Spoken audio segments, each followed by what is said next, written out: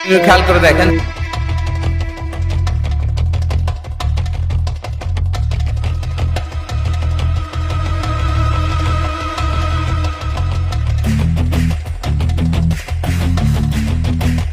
এই না বাবা, এখানে 200 টাকা আছে। তুমি টাকা কই পেয়েছো?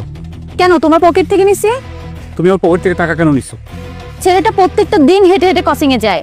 কালকে এসে বলতেছে আমু আমার পাটা অনেক ব্যথা করতেছে, তাই ওকে আমি 200 টাকা গাড়ি ভাড়া দিচ্ছি। দেখো এই টাকাটা আমার লাগবে। ও হেঁটে হেঁটে কোচিংয়ে যাবে, সমস্যা নেই। হেঁটে যাবে মানে? ওর পায়ে ব্যথা, আর ও হেঁটে যাবে কিভাবে? ও হেঁটে যেতে পারবে, কোনো সমস্যা নেই। আচ্ছা বুঝলাম না, তুমি ছেলেটার সাথে এমন করো কেন? ছেলেটা পড়াশোনা করে, আমাদের সকল কথা শুনে, তারপরেও তুমি ওর সাথে এমন আচরণ করো কেন? আরে বললাম তো টাকাটা আমার লাগবে। ও হেঁটে হেঁটে যেতে পারবে, কোনো সমস্যা নেই।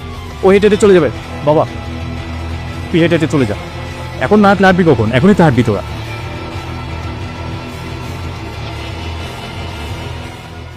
আচ্ছা তোমার সমস্যাটা কি একটু বলবে? মাসে তুমি এত টাকা স্যালারি পাও, আমাদের কি কোনো কিছুর অভাব আছে?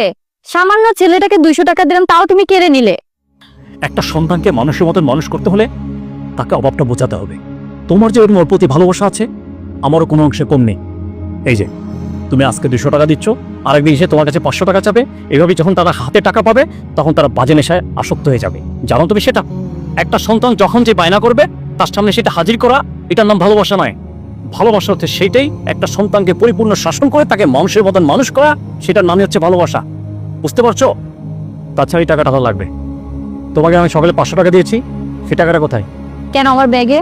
যাও নিয়ে আসো। আর আমার কাছেও 500 টাকা আছে। এই 1200 টাকা আমি ফিলিস্তিন মানুষদের জন্য ডোনেশন করবো এখন। যে যাও টাকাটা নিয়ে আসো।